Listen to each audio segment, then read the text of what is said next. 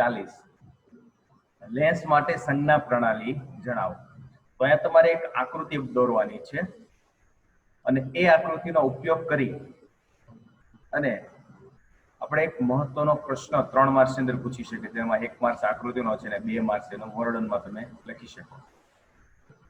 તો એ બહિર્ગોળ લેન્સ આપેલો છે।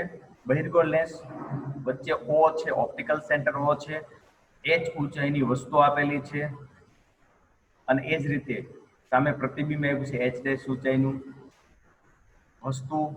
એ બાજુથી આપણે આપાત કિરણ વિચારીએ તો આપણે ગ્રાફ એટલે કે આલેખ સાથે કમ્પેરિઝન કરીએ ને આપણે લેન્સને, તો શું બને? લેન્સનું જો ઓપ્ટિકલ સેન્ટર O છે, ઉદ્ગમ બિંદુ લેવા, ઓપ્ટિકલ સેન્ટરને આપણે શું લઈએ છીએ? ઉદ્ગમ બિંદુ તરીકે।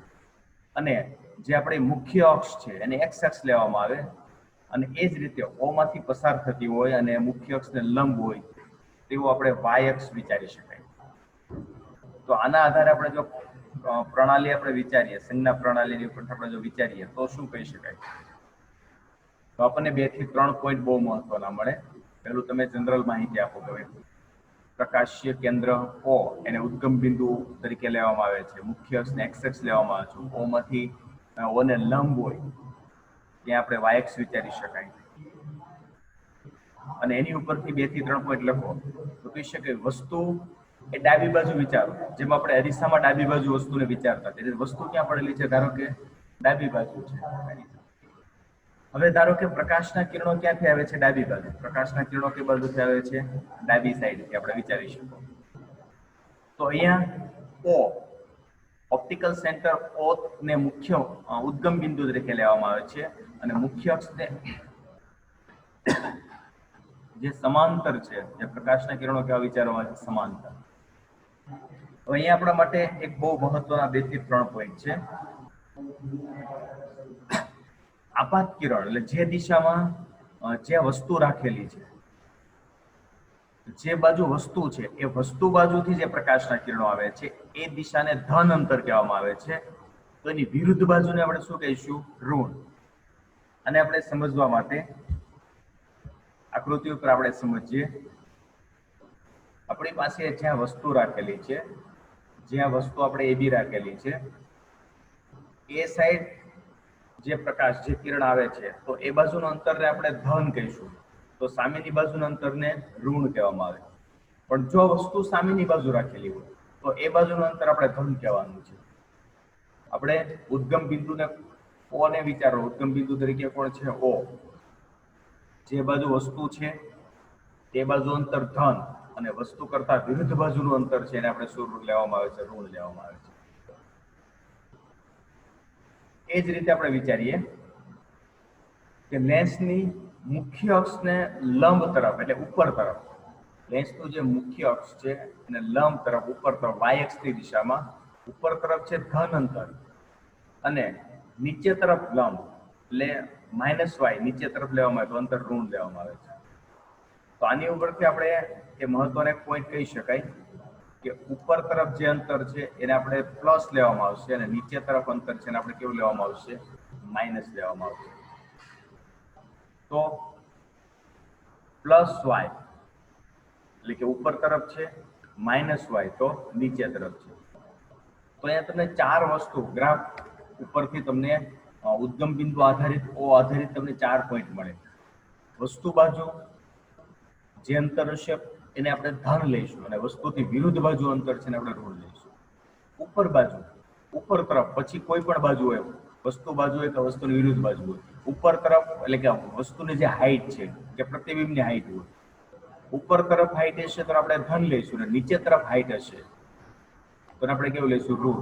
એટલે કે તમને આઈડિયા આવી જશે કે જો વાસ્તવિક પ્રતિબિંબ છે તો લગભગ એ નીચે હશે, જ્યારે આભાસી પ્રતિબિંબ ક્યાં હશે? ઉપર તરફ। જેમાં આપણે આગળ આકૃતિ જોઈ એની ઉપર આપણે ખ્યાલ આવ્યો, આપણે એની ઉપરથી સમજ્યા।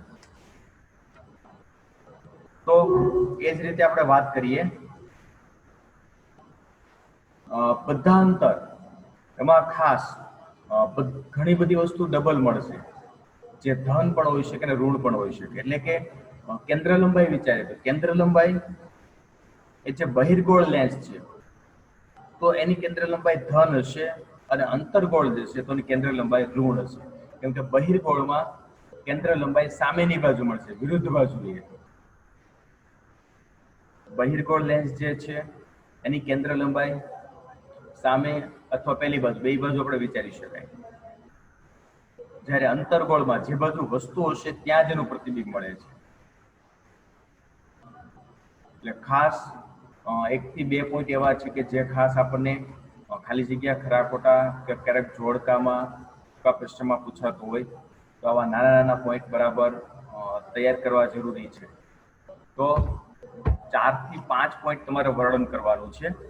જો આપણે 4 થી 5 પોઈન્ટ આનું વર્ણન કરી દેવામાં આવે તો આપણે વ્યવસ્થિત સારી રીતે 2 કે 3 માર્ક્સની અંદર આ પ્રશ્ન આપણે લખી શકીએ. તો આકૃતિ દોરવાની છે, જે તમને આકૃતિ બતાવી છે એ બેઠે બેઠું નોટની અંદર પેલા આકૃતિ દોરવાની અને સમજવાની છે. હવે એની ઉપરથી તમારે શું લખવાનું જુઓ. પહેલો પોઈન્ટ, બહિર્ગોળ લેન્સ જેમાં ઓપ્ટિકલ સેન્ટર, બહિર્ગોળ લેન્સનું જે ઓપ્ટિકલ સેન્ટર O છે, જેની સંજ્ઞા O છે, એને ઉદ્ગમ બિંદુ તરીકે લેવામાં આવે છે. એને ઉદ્ગમ બિંદુ તરીકે લઈએ છીએ અને ત્યાંથી ધ્યાન રાખીને ઉદ્ગમ બિંદુ ધ્યાન રાખીને બધા જ આપણે અંતરો આપણે લેવાના છે. તો વસ્તુ તરફ ધન અને વસ્તુની વિરુદ્ધ બાજુ ઋણ. ઉપર તરફ પ્લસ, વાય દિશામાં ઉપર તરફ પ્લસ, નીચે બાજુ ઋણ. આ 4 પોઈન્ટ બરાબર ધ્યાનમાં રાખવાના છે. બીજું કે બહિર્ગોળ લેન્સ છે, મોસ્ટ ઓફ બહિર્ગોળ લેન્સની આકૃતિ વધારે. બહિર્ગોળ લેન્સની કેન્દ્ર લંબાઈ ધન લેવાની છે, જ્યારે અંતર્ગોળની લેન્સ કેન્દ્ર લંબાઈ ઋણ લેવાની છે. તો પ્લસ અને માઇનસ એ ક્યારે મળશે? ઉદ્ગમ બિંદુને ધ્યાનમાં રાખીને, ઉદ્ગમ બિંદુ કયું છે એને ધ્યાનમાં રાખી અને તમે આ લેન્સ ઉપરથી તમે સંજ્ઞા પ્રણાલી લખી શકો. એટલે આપણને આના 3 માર્ક્સ મળી શકે. 3 માર્ક્સની અંદર એક મહત્વનો આપણને પ્રશ્ન મળે. તો આપણો 40મો પ્રશ્ન એક આવો બને છે. હવે આપણે વાત કરીએ 41મો પ્રશ્ન. પ્રશ્ન નંબર 41. તમારી રીતે કોઈ પણ ક્રમ નંબર આપી શકો, જે આપણે આગળ વાત કરીએ તે. 41મો પ્રશ્ન, લેન્સનું સૂત્ર એટલે શું? પાતળા અને નાના દર્પણ મુખવાળા લેન્સનું સૂત્ર જણાવો. મતલબ લેન્સનું સૂત્ર, જેમ આપણે અરીસાનું સૂત્ર એવું છે, એ રીતે તમારે શું લેવાનું છે? લેન્સનું સૂત્ર બતાવવાનું છે. તો અહીંયા પાછું એ જ ત્રણેય વસ્તુ આવી. વસ્તુ અંતર, પ્રતિબિંબ અંતર અને કેન્દ્ર લંબાઈ, યુ, વી અને સ્મોલ એફ. આ 3 વચ્ચેનો સંબંધ દર્શાવવાનો છે. જે આપણે અરીસામાં વાત કરીને એ બેઠે બેઠું સૂત્ર અહીંયા છે. માઇનોર ડિફરન્સ એની નિશાનીમાં જ પડશે. તો જે લેન્સ છે એ લેન્સ બહિર્ગોળ યા અંતર્ગોળ. તો એ લેન્સનું જે વસ્તુ અંતર છે, વસ્તુ અંતરને આપણે યુ કહીએ, એ રીતે પ્રતિબિંબ અંતરને આપણે વી કહેવામાં આવે. તો એની કેન્દ્ર લંબાઈ સ્મોલ એફ છે. તો યુ, વી અને સ્મોલ એફ આ ત્રણેય વચ્ચેનો સંબંધ દર્શાવતું સૂત્ર એટલે શું કહે છે? આપણે લેન્સનું સૂત્ર. તો લેન્સનું સૂત્ર અને અરીસાનું સૂત્ર, આ બંનેની વ્યાખ્યા, બંનેની ડેફિનેશન એક જ બનશે. વ્યાખ્યા આપી શકાય કે વસ્તુ અંતર યુ, પ્રતિબિંબ અંતર વી અને કેન્દ્ર લંબાઈ એફ, સ્મોલ એફ, એ ત્રણેય વચ્ચેનો સંબંધ દર્શાવતા સૂત્રને લેન્સનું સૂત્ર કહે છે. આવો આપણે એક મહત્વની વ્યાખ્યા આપી શકાય. 1 માર્ક્સની અંદર આ વ્યાખ્યા પૂછાય. હવે આ સૂત્ર કયું થાય? તો યુ, વી, એફ નો સંબંધ શું છે? તો તમે કહી શકો 1/v, 1/v યાની કે પ્રતિબિંબ અંતરનો વ્યસ્ત, અને એમાંથી 1/u બાદ કરો, વસ્તુ અંતરનો વ્યસ્ત બાદ કરો, તો કેટલો હોય? તો કે કેન્દ્ર લંબાઈના વ્યસ્ત જેટલો 1/f. તો આપણને એક સૂત્ર મળે છે, બહુ મહત્વનું સૂત્ર મળે છે. 1/v minus 1/u is equal to 1/f બરાબર 1/f. એટલે કે પ્રતિબિંબ અંતરનો વ્યસ્ત એમાંથી વસ્તુ અંતરનો વ્યસ્ત બાદ કરવામાં આવે તો કેટલો હોય છે? કે કેન્દ્ર લંબાઈના વ્યસ્ત જેટલો 1/f ને સમાન હોય છે. આવું એક સૂત્ર મળે છે. આપણે અરીસાના સૂત્રમાં શું આવેલું? તો 1/v પ્લસ 1/u. ત્યાં સરવાળો, ત્યાં શું થશે? બાદબાકી. તો કેન્દ્ર લંબાઈ મળી શકે, કેન્દ્ર લંબાઈનો વ્યસ્ત મળે છે. તો આપણે ખાસ દાખલા આવે છે આ ચેપ્ટરની અંદર. 2 માર્ક્સનો જે દાખલો પૂછી શકાય, એમાં તમારે આ સૂત્રનો ઉપયોગ કરી યુ, વી આપેલા હોય તો એફ મળી શકાય, યુએફ વી મળી શકે, અથવા વીએફ બરાબર યુ. કોઈ પણ 3માંથી એક વસ્તુ આપેલી હોય અથવા તો મોટવણી પણ આપણે મેળવી શકાશે એની ઉપરથી. તો લેન્સ, તો લેન્સનું સૂત્ર એટલે શું? લેન્સનું સૂત્ર જણાવો. આવો આપણને 2 માર્ક્સની અંદર પૂછાય. ઓકે, તો 41મો પ્રશ્ન તમે આ રીતે બરાબર નોટની અંદર એકદમ નાનો પ્રશ્ન છે, વ્યાખ્યાનું સૂત્ર, જે અરીસામાં અને લેન્સમાં બંને 2 પ્રશ્નો તમને સમાન મળે. હવે આપણે વાત કરીએ નેક્સ્ટ ક્વેશ્ચન નંબર 42. આપણે વાત કરીએ 42મો પ્રશ્ન. તો 42મો પ્રશ્ન એ અરીસાની જે રીતે આપણે જે રીતે અરીસા ભણીએ છીએ ને, અરીસાના જે પણ પરાવર્તનના પોઈન્ટ આવ્યા અરીસામાં, પરાવર્તન એટલે અરીસો, તો અરીસાના જે પણ પોઈન્ટ આવે છે પરાવર્તનના, એ લગભગ સેમ પોઈન્ટ આપણે ક્યાં આવે છે? વક્રીભવનમાં એટલે કે લેન્સમાં આવે છે. પણ માઇનોર ફેરફાર થાય છે, એને આપણે સમજતો જવાનો છે. તો હવે આપણો પ્રશ્ન આવે છે 42 નંબર પ્રશ્ન એવો છે કે લેન્સ દ્વારા મળતી મોટવણીની વ્યાખ્યા આપો, અથવા ટૂંકમાં લખો મોટવણી, લેન્સની મોટવણી, અથવા ટૂંકમાં સમજાવો લેન્સ દ્વારા રચાતી મોટવણી.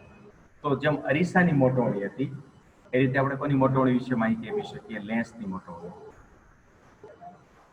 તો 3 માર્ક્સની અંદર એ પૂછાય એવો આપણો મહત્વનો પોઈન્ટ. તો એને આપણે સમજીએ. મોટવણી એટલે શું? ટૂંકમાં લખો મોટવણી. મોટવણીની વ્યાખ્યા બી સમજાવો. તો પહેલો આપ્યો છે લેન્સ દ્વારા મળતા પ્રતિબિંબ ઊંચાઈ, એટલે કે લેન્સ દ્વારા જે પ્રતિબિંબ મળે છે એની હાઈટ હોય, પ્રતિબિંબ ઊંચાઈ h ડેશ, અને વસ્તુ ઊંચાઈ એટલે આપણે h કહીએ, એ બંનેનો ગુણોત્તર યાની કે ભાગાકાર, અંશ અને છેદ રીતે વિચારો. તો એને શું કહેવાય છે? મોટવણી. તો પ્રતિબિંબ ઊંચાઈ h ડેશ અને વસ્તુ ઊંચાઈ h. તો h ડેશ ના છેદમાં h, એટલે બેનો શું થયો? ગુણોત્તર. તો પ્રતિબિંબ ઊંચાઈ અને વસ્તુ ઊંચાઈ એ બંનેનો ગુણોત્તર યાની કે ભાગાકાર. તો બંનેના ગુણોત્તરને આપણે શું કહે છે? લેન્સની મોટવણી. મોટવણી મેગ્નિફિકેશન, મેગ્નિફાયર. તો મેગ્નિફાયર એની કે મોટું દેખાવ, આપણે મેગ્નિફાયર લેન્સ આવે છે, આપણે બિલોરી કાચ કહીએ છીએ. બિલોરી કાચ આપણે બહિર્ગોળ લેન્સ, ઇંગ્લિશમાં આપણે મેગ્નિફાયર લેન્સ કહી શકાય. તો મેગ્નિફાયર એની કે ચિત્રને મોટા સ્વરૂપે રજૂ કરવું, એટલે કે મેગ્નિફાયરનો પહેલો શબ્દ આપણે લઈએ તો એમ. તો મોટવણીની સંજ્ઞા કઈ બનશે? સ્મોલ એમ. વસ્તુ ઊંચાઈ યાની કે હાઈટ, ઊંચાઈને આપણે જો હાઈટ લેવામાં આવે, એટલે કે વસ્તુ ઊંચાઈને જો આપણે h લેવામાં આવે અને પ્રતિબિંબ ઊંચાઈને જો આપણે h ડેશ લેવામાં આવે, તો એની મોટવણીનું સૂત્ર શું બનશે? મોટવણી પર એમ, મોટવણીને આપણે શું લઈએ? એમ. એમ બરાબર પ્રતિબિંબ ઊંચાઈ યાની કે h ડેશ છેદમાં વસ્તુ ઊંચાઈ યાની કે h. તો h ડેશ ની છેદમાં h. તો મિત્રો, જે પોઈન્ટ આપણે ઓલરેડી આગળ અરીસામાં જોયો એ જ પોઈન્ટ અહીંયા આપણને મળે છે. કઈ રીતે મળે છે? તો ખાસ તમે જુઓ તો અહીંયા તમને એ જ વ્યાખ્યા આપે છે કે પ્રતિબિંબ ઊંચાઈ h ડેશ અને વસ્તુ ઊંચાઈ h, એ બંનેના ગુણોત્તરને આપણે શું કહીએ છીએ? મોટવણી. તો m બરાબર h ડેશ ના છેદમાં h. આવું એક આપણે મહત્વનું એક આપણને વ્યાખ્યા, એક સૂત્ર અને વ્યાખ્યા બને મળી શકે. તો પ્રતિબિંબ ઊંચાઈ અને વસ્તુ ઊંચાઈના ગુણોત્તરને અથવા તો ભાગાકારને આપણે શું કે મોટવણી એમ કહે છે. હવે આપણે એને વસ્તુ અંતર ને પ્રતિબિંબ અંતર સાથે કમ્પેરિઝન કરવામાં આવે. વસ્તુ અંતરને આપણે u લઈએ છીએ અને પ્રતિબિંબ અંતરને આપણે શું લઈએ છીએ? v. આપણે આગળ સંજ્ઞા વાત કરી, તો એને આધારિત આપણે કમ્પેર કરવામાં આવે તો મોટવણીનું સૂત્ર શું લખેલું? m બરાબર h ડેશ ના છેદમાં h. h ડેશ એની કે આપણે શું કહીએ છીએ? પ્રતિબિંબ. તો પ્રતિબિંબ અંતર જે આપણે v કહીએ છીએ, h એટલે કે વસ્તુ છે, એનું અંતર આપણે u લઈએ છીએ. તો v ના છેદમાં u, h ડેશ ના છેદમાં h બરાબર v ના છેદમાં u. તો બીજું સૂત્ર મળ્યું. પહેલું સૂત્ર આપણને શું મળે છે? m બરાબર h ડેશ ના છેદમાં h. આપણે હાઈટ, એની ઊંચાઈ કમ્પેરિઝન કરી, પણ જો આપણે ઊંચાઈની સાથે વસ્તુ એ વસ્તુનું અંતર કેટલું છે અને પ્રતિબિંબ એનું અંતર કેટલું છે એની સાથે કમ્પેર કરીએ તો વસ્તુ અંતર હોય એને આપણે યુ કહીએ છીએ અને પ્રતિબિંબ ઊંચાઈ હોય એને આપણે શું કહીએ છીએ વી. તો આપણે લખી શકાય એમ બરાબર વીના છેદમાં યુ. તો આપણે મહત્વના બે મહત્વના આપણને સૂત્ર મળે છે. એ બે સૂત્ર કયા મળે છે? બે સૂત્રને બરાબર યાદ રાખવાના છે અને એક તમારે પહેલી મેઇન જે આપણી વ્યાખ્યા છે એ વ્યાખ્યા યાદ રાખવાની. પ્રતિબિંબ ઊંચાઈ અને વસ્તુ ઊંચાઈનો ગુણોત્તર, એની સંજ્ઞા સ્મોલ એમ છે અને પછી એના બે સૂત્ર. તો આવા મહત્વના 4 થી 5 પોઈન્ટ તમને ખાસ આ પ્રશ્ન 2 માર્ક્સની અંદર કે 3 માર્ક્સની અંદર પૂછાય તો તમે એનું વર્ણન તમે કરી શકો, એના વિશે લખી શકો અને એ બહુ વ્યવસ્થિત તમે લખી શકો કે આ શું છે તમે એને સમજી શકો. તો આપણે એક મહત્વનો પોઈન્ટ મળે, લેન્સ દ્વારા મળતી મોટવણીની વ્યાખ્યા આપો અથવા ટૂંકનો લખો લેન્સની મોટવણી. જેમાં આપણે અરીસાની મોટવણી આવે છે એ રીતે શું આવશે? લેન્સની મોટવણી. તો તમે આરામથી એમાંથી 3 થી 4 પોઈન્ટ લખી શકો જેમાં તમારે વ્યાખ્યા, પ્રતિબિંબ ઊંચાઈ અને વસ્તુ ઊંચાઈનો ગુણોત્તર શું કરે છે મોટવણી, એ વ્યાખ્યા આપી શકો. બીજું, એની સંજ્ઞા સાથે ધારી લેવામાં આવે, મોટવણીની સંજ્ઞા એમ કરી દેવામાં, વસ્તુ ઊંચાઈને એચ કહીએ, પ્રતિબિંબ ઊંચાઈને એચ ડેશ કહીએ તો એમ બરાબર શું મળે? પ્રતિબિંબ ઊંચાઈ એચ ડેશ ના છેદમાં વસ્તુ ઊંચાઈ એચ, તો એમ બરાબર એચ ડેશ ના છેદમાં એચ. અને એ જ રીતે વસ્તુ અને પ્રતિબિંબ એનું અંતર સાથે કમ્પેર કરવામાં આવે તો વસ્તુ અંતર જેને આપણે શું કહીએ છીએ યુ અને પ્રતિબિંબ અંતર શું કહે છે વી, તો વીના છેદમાં યુ. તો એમ બરાબર વીના છેદમાં યુ એવું સૂત્ર પણ મળે. તો આખું આપણે સૂત્ર એવું પડે કે એમ બરાબર એચ ડેશ ના છેદમાં એચ બરાબર વીના છેદમાં યુ. આવું એક મહત્વનું આપણે સૂત્ર લખી શકીએ અને ક્લિયર કરી શકાય. તો મિત્રો ખાસ આજે આપણો પ્રશ્ન છે 42 નંબરનો, એ મોસ્ટ આઈએમપી છે. મોટવણી ઘણીવાર 2 માર્ક્સમાં કે 3 માર્ક્સમાં પૂછી શકે. ઉદાહરણ સાથે જ્યારે આપણે સમજાવવામાં આવે છે ત્યારે ઘણી વખત 3 માર્ક્સની અંદર પણ પૂછાતી હોય છે. તો એક મહત્વનો અને આપણો એક પ્રશ્ન હતો એ આપણે અહીંયાથી જઈ પૂરો, જે આપણો 42 નંબરનો પ્રશ્ન છે. તો તમે નોટની અંદર ખાસ હું માનું ત્યાં સુધી હવે તમે આ જે 3 પ્રશ્નો છે 40, 41 અને 42, જેમાં આપણે 40મો પ્રશ્નની વાત કરી, જેમાં તમારે કાર્ટેશિયન સંજ્ઞા પદ્ધતિ એટલે કે આપણે કોની વાત કરવાની છે? ગ્રાફ સાથે કમ્પેર કરો.